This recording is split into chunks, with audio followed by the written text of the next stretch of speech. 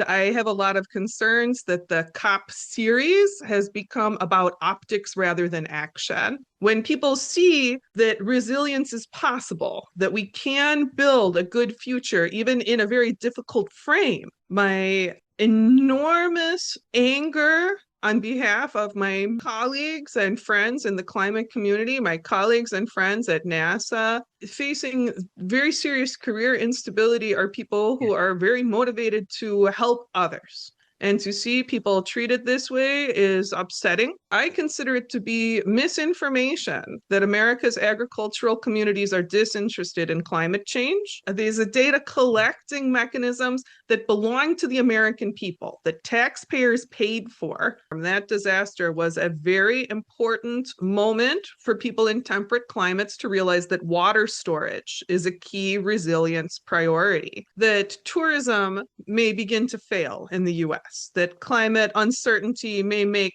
tourism unlikely.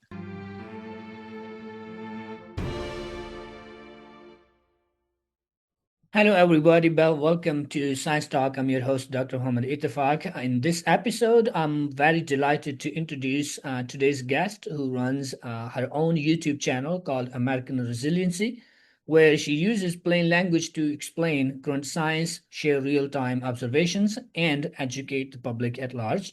Dr. Emily Schoerning is a science education specialist who earned her doctorate in microbiology from Arizona State University. She also a founder of American Resiliency and a CEO as well. Dr. Emily, welcome to Science Talk. Thanks so much for having me on the show. Thank you. So I'm very excited for today's conversation. I looked at your channel and the growth looks very promising. Last year, I think you've been on the show with Environmental Coffee House and you had like around 5,000, but now you have almost 15,000, which is great for channels like, yours or many others who are putting really good content on YouTube related to climate change. I think that there are many people who are looking for high quality information and people who want high quality local climate projection information. I have content on my channel for every state in the US, and I'm working to develop more and more international content. The global projection tools are advancing so quickly. I can do work this year that I couldn't have done last year. Awesome. Are you following COPs in Brazil, COP 30? Just a little. I saw that there are some good indigenous protests happening. Is that the only thing you're mostly focusing on? You don't look at like the global, like how the leaders and different people, because they say like it's like 15,000 people are attending COP 30 this year. I'm going to tell you something, and it is all right for people to have a different opinion than I do. I find it very hard to take seriously a climate gathering where a lot of people are going there in private jets. And I have a lot of concerns that the COP series has become about optics rather than action. I have a disappointment in my heart over this situation. And I don't believe you're alone in that. I think I recently talked with Dr. Peter Carter. He is also retired family physician from Canada. And that interview will be out in a week. He also said that they are set up to fail because fossil fuel companies have taken over. And now we see a recent report, I think, from a writer, I am forgetting last name Lakhani in I think in The Guardian, saying that over the last few years, 5,000 fossil fuel lobbyists have been given access to these cops. I've lost faith really in top down action. And what I hope to do with American Resiliency is help give everyone resources for ground up action. I think that if we want to respond to the changes that are happening now on the ground in our communities, we need to give ourselves agency to do that to the best of our abilities. Yeah, I think I found very fascinating about your work that you have done that work prior to starting your YouTube, and now you're also doing it even like fundraising or going back to the communities and improving resiliency, right?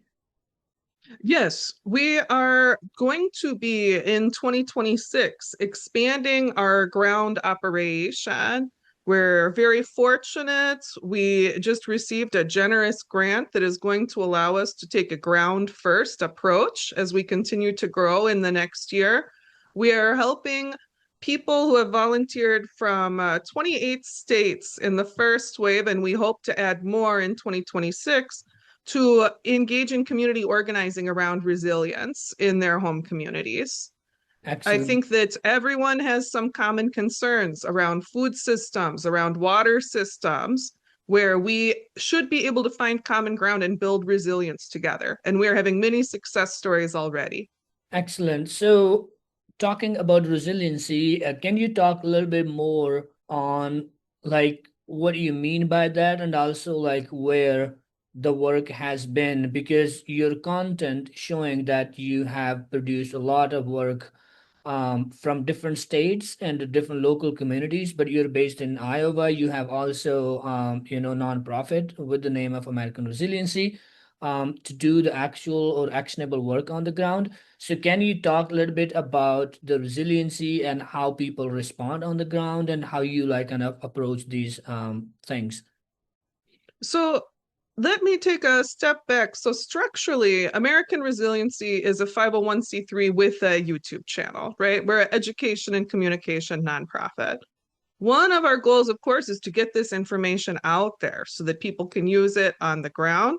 The other goal, which is where we're still developing, is to get call and response so that we can do more storytelling about what people are doing on the ground to help inspire others. I think that many people who are interested in climate, as we become climate aware, we become somewhat paralyzed because of the intense nature of the poly crisis that we are facing and the multiple factors that are hitting us all at once. In some places, quite physically. This summer in Milwaukee, Wisconsin, there was one of these very extreme climate rains, right? They got a full season's worth of rain in one day. Some parts of the city had 14 inches of rain fall in a single storm event. Wow. And I bring up this Milwaukee case because I was recently at the Midwest Climate Resilience Conference in Milwaukee. It is important to know that the resilience actions that I promote with American Resiliency are not coming out of nowhere. They're coming out of the work of hundreds of resilience practitioners who are doing work in the community now. There was terrible flooding in Milwaukee after this megastorm event. It is important to note that the city had already mitigated how severe that flooding would have been by putting in 7 acres of stormwater capture area. And in response to that event, they're doubling down, they're putting in another 12. They successfully protected the areas that they had already done some resilience work. And if you want to talk about where resilience work has been happening, there is a lot of resilience work that has been happening in the Midwest. Chicago has been investing since 2008 to improve the electrical grid related to the climate projections. We see a lot of work in the Pacific Northwest. Georgia has a lot of climate resilience work if you want to look in the Southeast. So when I am working to drive change, I want to acknowledge that this is taking place within a changed landscape, within a landscape of practitioners, many people working hard. I think that it's important for people who aren't in areas where there's a lot of this action to know that it is happening and that they can drive local change. For example, in the area where I live, there was a push to install a new soy crushing plant, which would have allowed more local agricultural processing, but would have drained the groundwater. Mm. Because of local activism that focused on the need for groundwater protection for our long-term sustainable future, not only have plans for that soy crushing plant been shelved, but the local leadership is putting more resources into water storage and groundwater care. Mm. When people see that resilience is possible, that we can build a good future, even in a very difficult frame, Mhm. without looking away from the problem, without looking away from the more difficult future we're facing. People want to act. They want to protect their homes and communities. Absolutely. And I think there's a lot to unpack, but I think I will be brief that when I talk with Dr. Dana Fisher, she also does a lot of work on the community and equity and how to build stronger communities instead of looking at the top, approach, like somebody will come and fix the problem. She also talk about a lot about community-driven actions, and that is the only way to move forward or maybe one of the ways to move forward with the climate crisis because communities come together, they know these are the consequences for them locally, and instead of just looking or hoping that a federal policy or state level policy would be kind of coming and fixing. I think it's better to look at, and that's something I found fascinating about your work. But you mentioned Milwaukee, Wisconsin, or Georgia. These are very hardcore red states. Um, and when we look at the global or state national level conversation, it's always red versus blue. In your experience on the ground or attending that conference in the Midwest, because Midwest is the breadbasket, right? It's like kind of the droughts are very prone to that region. How do you like kind of go and what's the way and what do you hear from real people on the ground when you talk about resiliency? I have a particular interest Mhm. in communicating about climate to conservative leading groups Mhm. because I love working with farmers and I'm very interested in agriculture, and that is a conservative leaning group, Yeah. right? I have found that if this information is presented in a way that aligns with community values, Mhm. people are very interested. Mhm. It's important not to come in and be a dogmatic about it, to come in and present yourself as an authority who needs people to change their farming practices immediately, Mhm. to come in and display expertise. It turns people off. Yeah. But to come in and be like, do you want to see the USDA projections or not? Because maybe we can learn something from it. Mhm. People want that. Yeah. They want information that hits the ground where they are. And I consider it to be misinformation that America's agricultural communities are disinterested in climate change. When we look at the actions of the administration to reduce access to climate information, one of the first websites to go down was the USDA's Yeah. climate section, and it was a public outcry from conservative leaning constituents to get that information back up there because that's information America's farmers use. Talking about information and archiving and storing that data, which helps us to move forward and present that data to the general public to say, like, hey, this is the data. This is not me. This is actually the most related website to you. For example, Farmer in Agriculture, USDA, right? But now you see the administration, which is not collecting the data. People have been, laid off from their jobs, and those websites are not running up. What do you see the damage in the next 5 to 10 years when you see like we don't actually have a data from these 2 3 kind of years or 4 years because we're not collecting the data and there are no people there. So how damaging it can be for climate communication perspective to show that data to those communities who are being impacted by climate change. I have to take just a moment to express my enormous anger on behalf of my many colleagues and friends in the climate community, my colleagues and friends at NASA.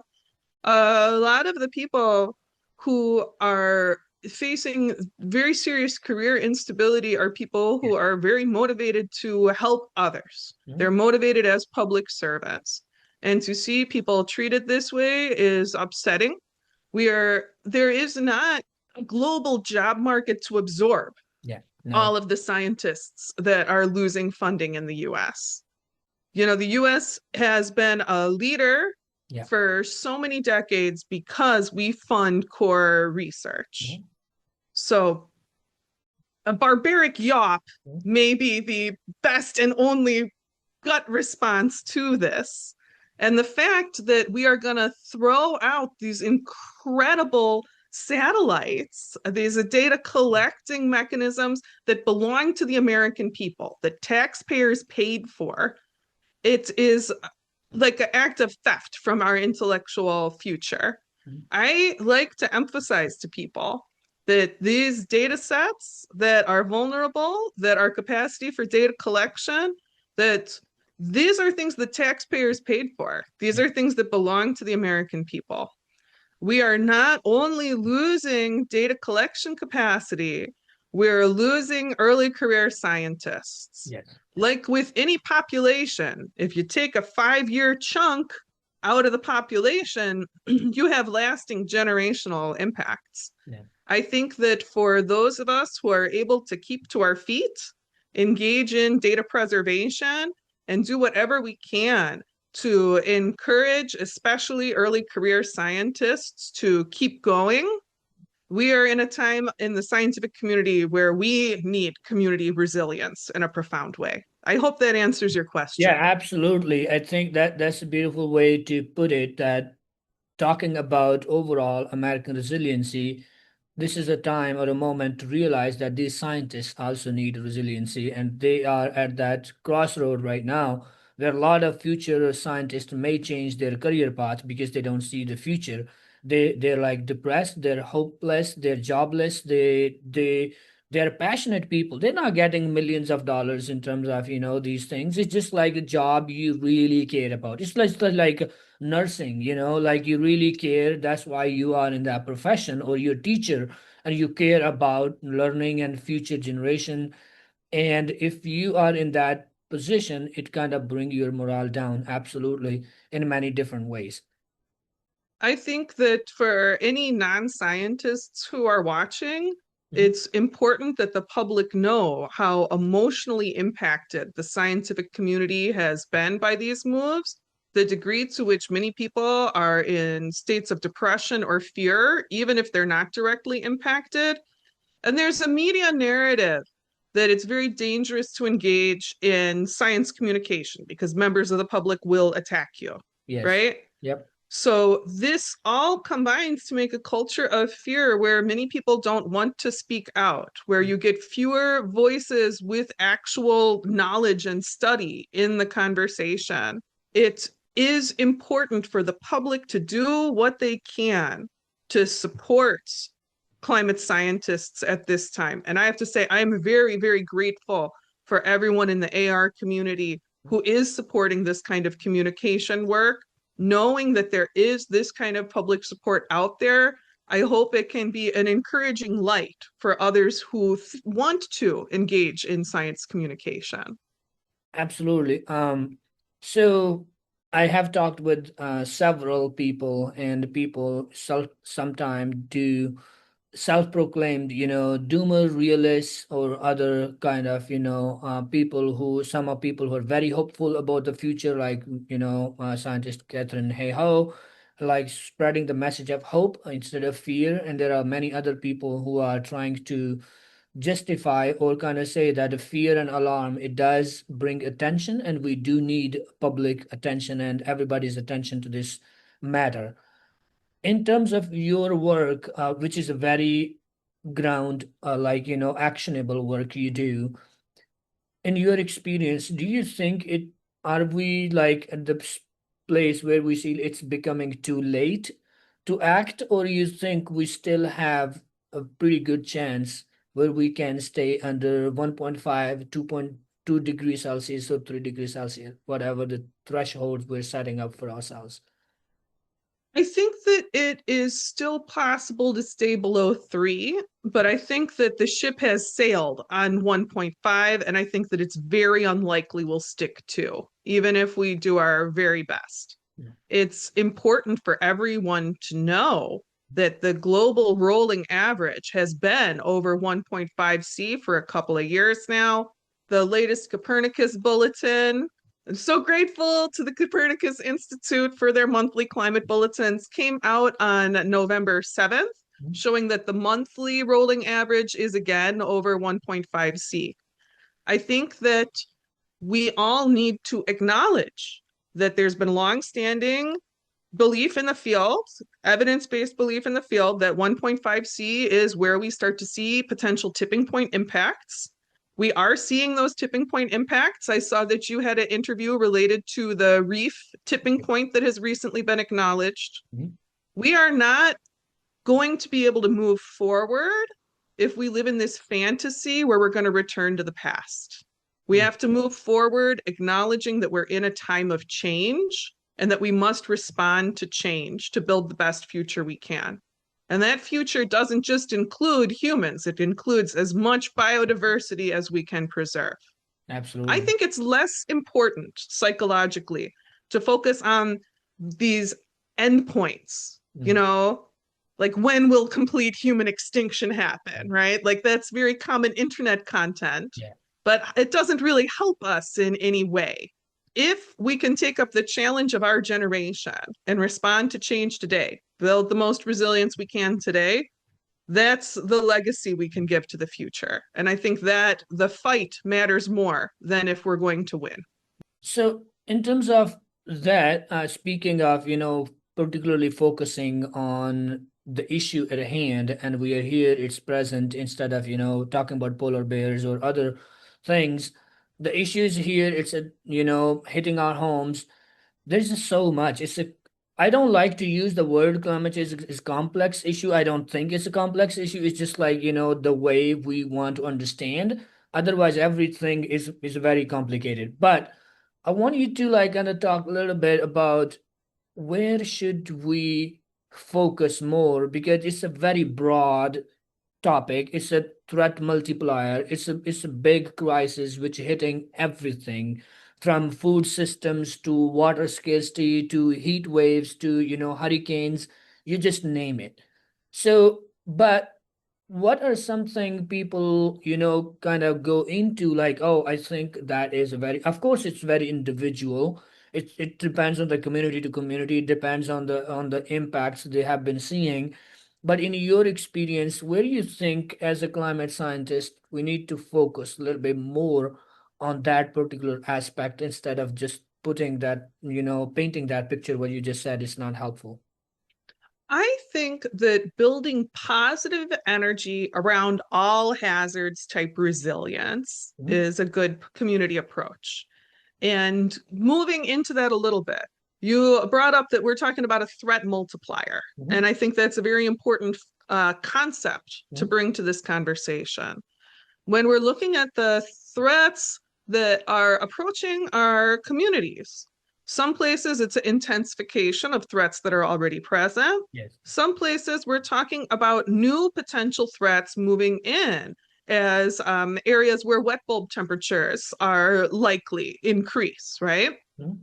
So, as we look at communities and their response to change, I think that we have a lot that we can bring through from the disaster preparedness community, Mhm. from disaster resilience, and think about how we can harden our communities against these threats.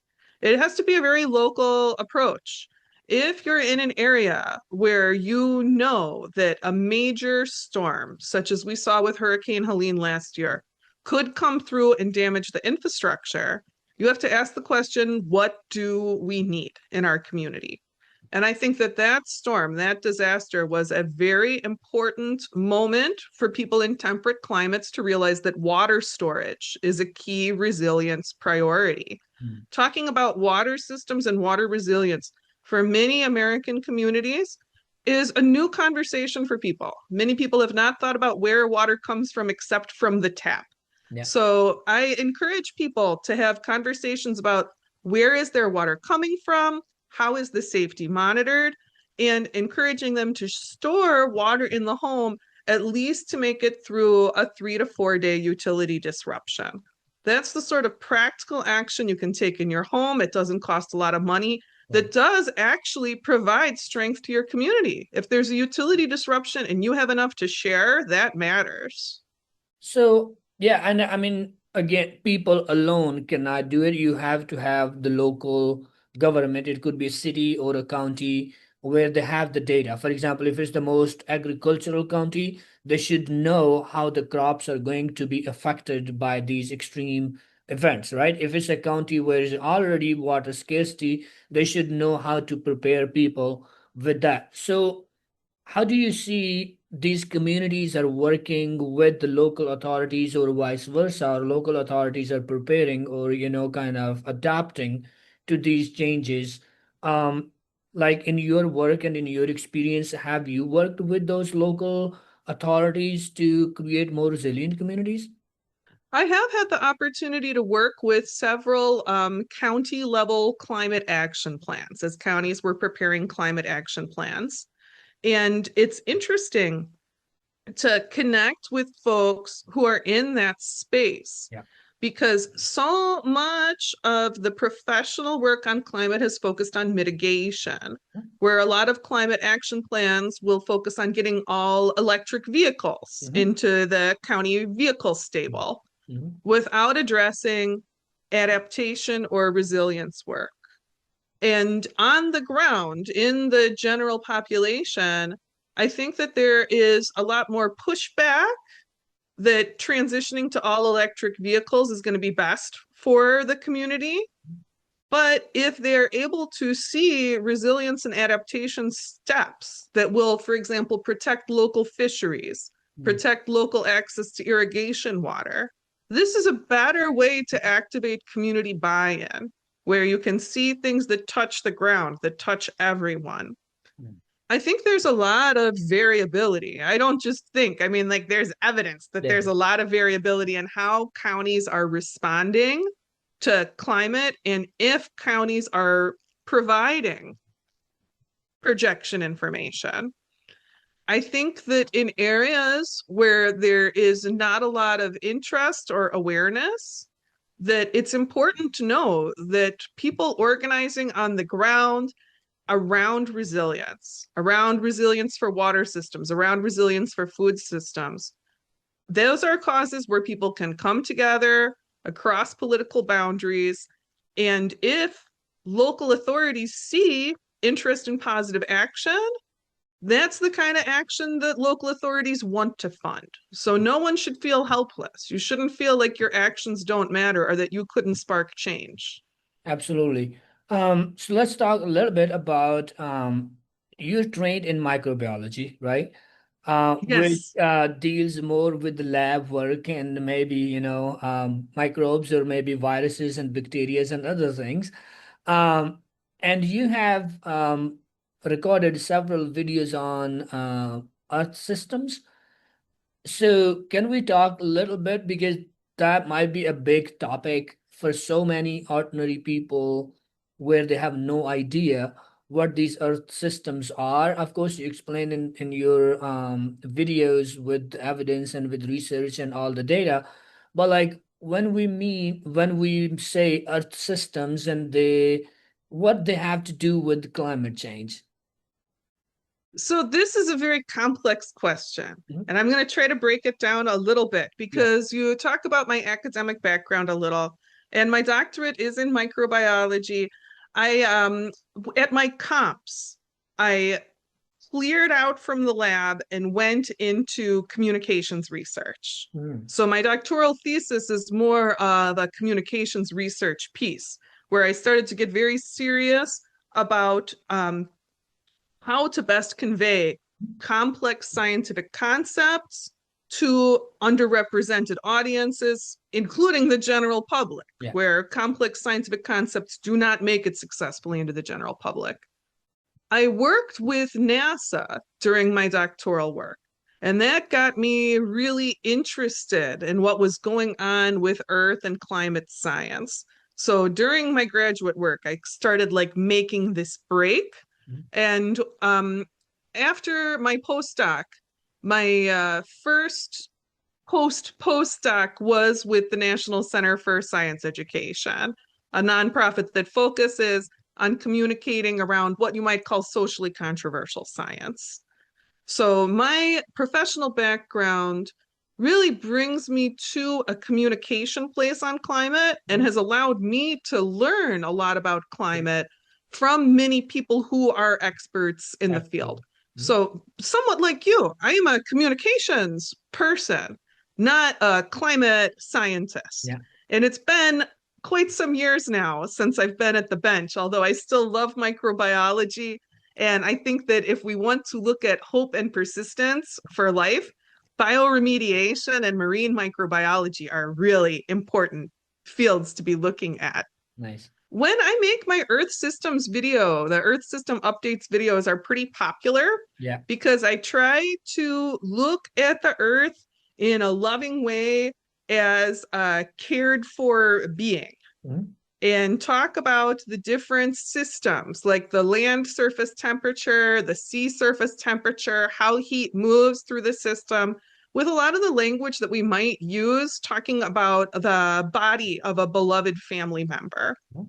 I think that when we look at the Earth, it isn't necessary or useful even to completely take this scientific mindset where we're distant and it's about numbers, right?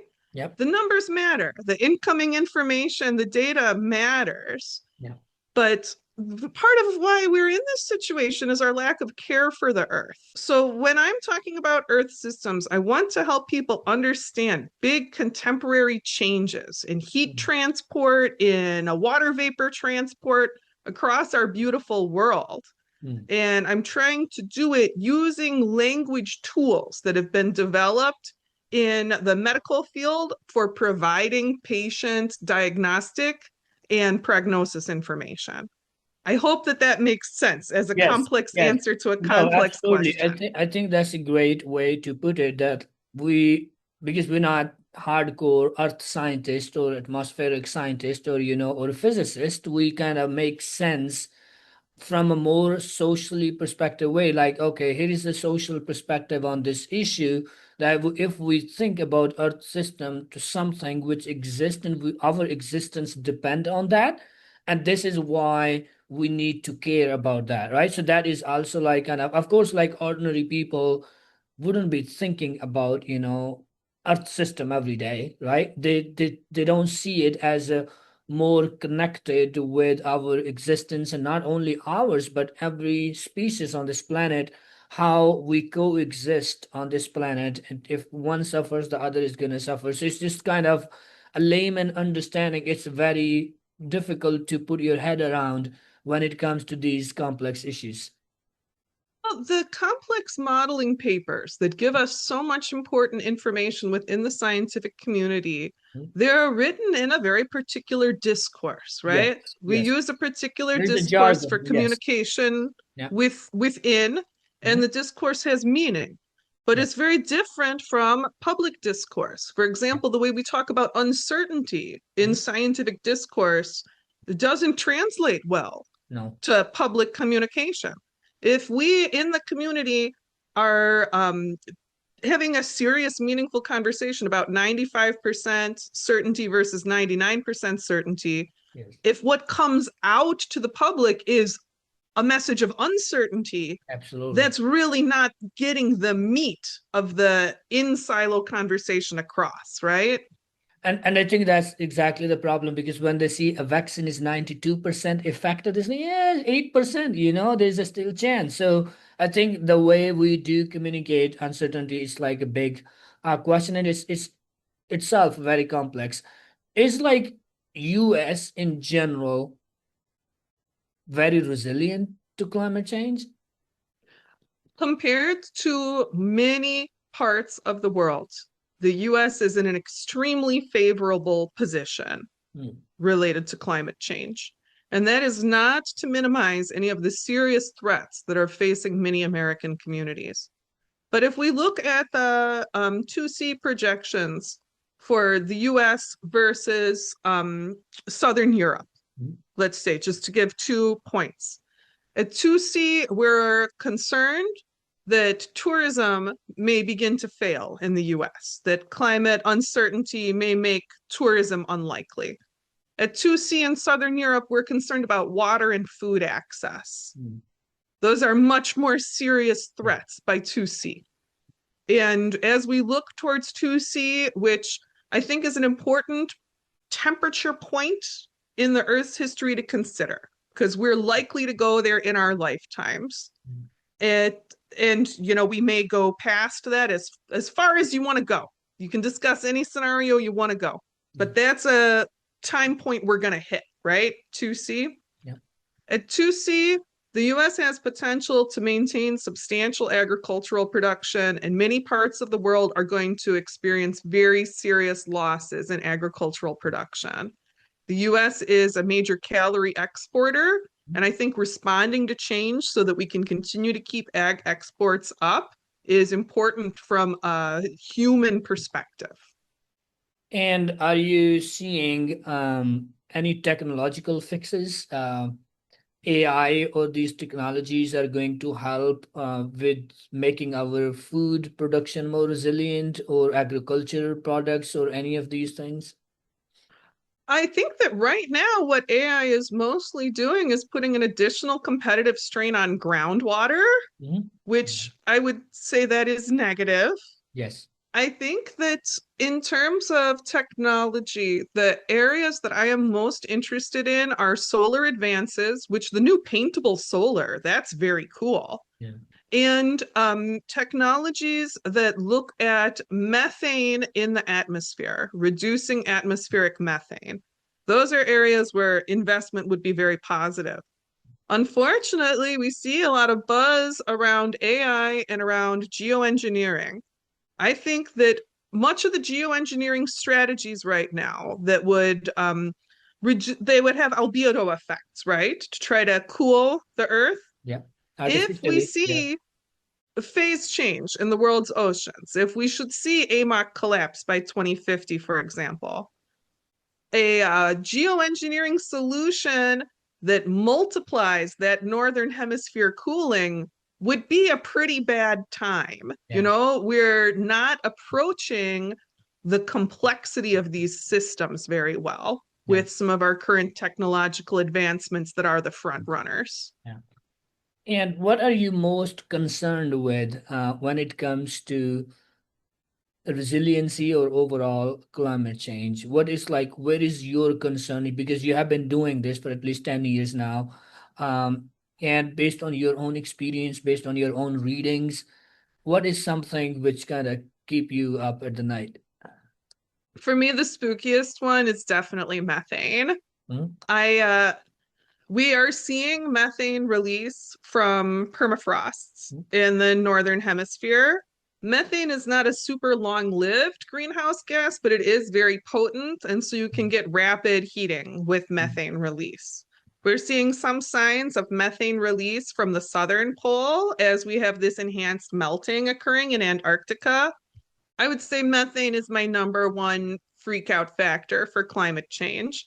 And this is part of why I am glad to have the microbiology background, because we know that there are life forms out there that would love to consume this tasty methane.